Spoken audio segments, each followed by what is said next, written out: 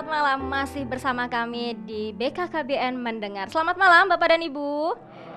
Wah, nampak suaranya masih semangat ya. Tidak ada yang nguap-nguap di sini walaupun sudah dari pagi melakukan kegiatan ya. Terima kasih.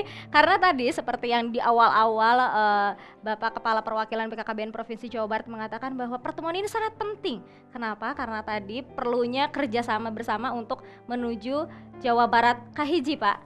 Jawa Barat Kahiji, Jawa Barat apa lagi, Pak? Oh, Jabar Ngahiji, Jawa Barat Kahiji. Ya begitulah Bu Ngahiji pokoknya Bu ya. Baik, terima kasih. Dan sekarang saya ingin masih melanjutkan ke Pak Rudi ya Pak ya. Tadi kita berbicara mengenai kemiskinan. Banyak sekali orang yang mengatakan atau program-program saat ini berbasis untuk kemiskinan, khususnya untuk mengatasi warga yang miskin ya Pak ya, masyarakat miskin. Sebetulnya kalau untuk dari Bapak sendiri atau dari Bapeda sendiri ya Pak ya, untuk variabelnya apa saja dalam menentukan seseorang itu miskin atau tidak? Kalau tadi dari BKKBN sudah menjelaskan ya Pak ya, ada penggolongan-penggolongan. Nah, kalau dari Bapak bagaimana? Baik, jadi pendataan kemiskinan yang sementara ini kita pegang itu adalah berasal dari nasional sebetulnya, yaitu dari Tim Nasional Penanggulangan Kemiskinan ya, yang di bawah Wakil Presiden sebetulnya ketuanya. Jadi data-data ini memang ada se-Indonesia, disupport oleh BPS, sehingga data-data ini sebetulnya yang dikenal namanya PPLS, pendataan perlindungan sosial. Jadi pendataan perlindungan sosial ini diterbitkan dulu 2008, kemudian terakhir 2011, dan sekarang mungkin di 2014-2015 itu akan terbit lagi kemiskinan. Jadi data inilah yang menjadi rujukan di dalam berbagai program kemiskinan di Indonesia sebetulnya. Nah, oleh karena itu kami di Jawa Barat kita sudah dapatkan data ini secara detail, dan saya katakan tadi masuk di dalam basis yang kita namakan kilometer nol propur, artinya basis kemiskinan ini bisa diakses oleh semua pihak. Kami di provinsi, Pak Gubernur, para kepala dinas, kemudian di kabupaten, para bupati, sampai ke tingkat daerah itu bisa diakses secara online sebetulnya. Dan ini untuk menjadi verifikasi nanti terhadap berbagai program kemiskinan. Nah, berbagai program kemiskinan yang juga sekarang banyak dilakukan seperti BLSM, segera kemudian Raskin dan sebagainya, itu memang banyak data-data yang bersumber dari data-data ini sebetulnya gitu. Nah, memang sekarang ini yang jadi masalah ini banyak sekali mungkin apa yang didata di lapangan agak berbeda. Nah, sehingga kami dilakukan di dalam prakteknya itu dilakukan validasi sebetulnya. Dari data-data PPLS itu tadi memang kita perlu validasi lagi gitu. Dicek ulang ya Pak, agar betul-betul di lapangan sesuai dengan realitas. Sebagai contoh tadi validasinya diantara dengan memberikan foto misalnya. Misalnya apakah dia terkategorikan sangat miskin tapi di lapangan sesuai atau enggak, itu ada fotonya gitu. Nah, dengan seperti ini kita bisa cross check ulang sebetulnya data-data tersebut. Nah, kemudian yang menjadi indikator dikategorikan miskin atau tidak miskin, memang itu di dalam PPLS dibagi 4 kelompok sebetulnya. Jadi pertama yang terkategorikan 10% kelompok terbawah yang kita identikan dengan kelompok penduduk sangat miskin ya. Di Jawa Barat tuh kira-kira jumlahnya sekitar 900 ribuan 900 ribuan keluarga RTS ya. Kemudian yang kedua adalah miskin, itu 10% berikutnya itu jumlahnya sekitar 1,1 juta rumah tangga. Berikutnya adalah hampir miskin, dan itu 30% berikutnya, dan terakhir 40% berikutnya yang disebut rentan miskin.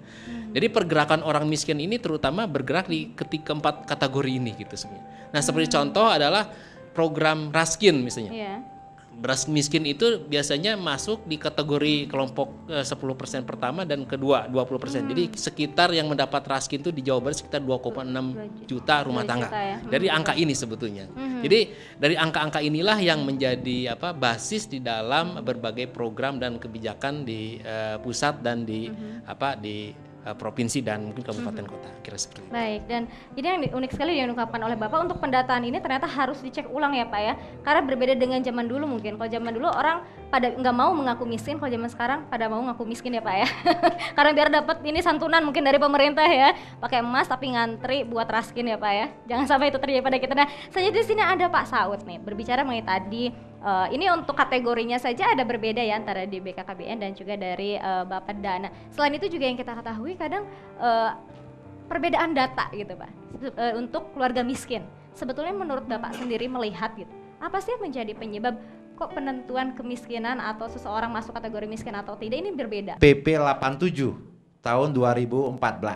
Nah, di dalam PP 87 itu diatur lebih rinci bahwa sekali 5 tahun pendataan keluarga itu harus dilakukan secara serentak dan menyeluruh melalui kunjungan dari rumah ke rumah yang dilakukan oleh kader dari unsur masyarakat.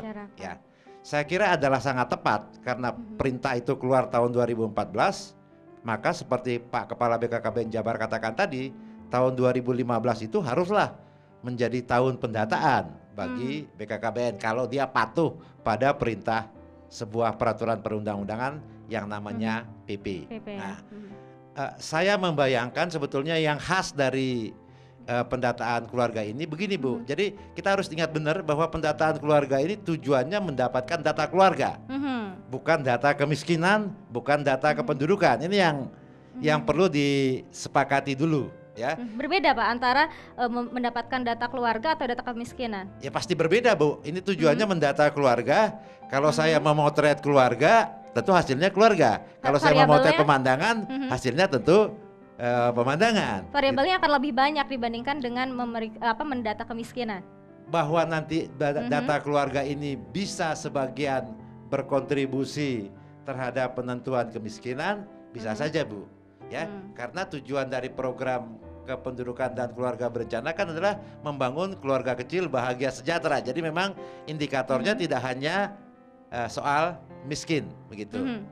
Itu yang pertama Bu ya. Jadi yang kedua yang menarik adalah pendataan keluarga ini harus dilakukan oleh kader dari masyarakat setempat yang mengenal dan dikenal oleh sasarannya. Ya. Dan ada banyak sekali pertanyaan yang sensitif di dalam pendataan keluarga. Sehingga pendataannya itu harus tidak boleh sama dengan survei. Di dalam pendataan keluarga masa kita tanya, ibu sholat enggak? Oh itu pasti bisa bikin orang berkelahi. Betul. Ya, jadi ada pertanyaan yang dijawab melalui observasi, dilihat. Ibu bisa makan 2 kali sehari enggak? Gitu. Wah nanti kalau saya nggak bisa, emang Anda mau kasih apa? Kan bisa begitu nih, betul. Balik bertanya kader. Jadi memang ada teknik-teknik yang berbeda. Dan yang paling menarik pendataan keluarga ini adalah sebuah gerakan. Saya mencoba menghitung beberapa hari yang lalu, seluruh Indonesia kita akan menggerakkan kurang lebih 1,3 sampai 1,4 juta kader. Jawa Barat mungkin kira-kira 180 sampai 200 ribu kader. Selama 1 bulan itu akan melakukan kunjungan kepada kurang lebih 11 juta keluarga yang ada di Jawa Barat. Wah itu pasti akan gegap gempita suasananya. Dan Bapak-bapak Kepala BKKBN Kabupaten Kepala SKB DKB ini pada sebelum kader terjun harus melatih kurang lebih 200 ribu kader. Saya kira ini pekerjaan besar yang sangat luar biasa dan ini adalah momentum membangun sumber daya manusia kader yang hebat ya Pak. Hebat begitu Bu. Baik ya. Dan nanti akan kita lanjutkan lagi tadi karena menarik sekali tadi Pak Sugilar mengatakan kalau data kami dipakai oleh instansi lain itu syukur gitu ya Pak, alhamdulillah gitu ya Pak ya. Nah kalau menurut Bapak sendiri sebetulnya apakah mungkin nanti hasil pendataan yang dilakukan oleh BKKBN ini dipakai untuk kartu sakti misalkan? Tapi kembali nanti Pak jawabnya ya, kita harus jeda dulu. Pemirsa kami masih akan kembali setelah jeda berikut ini.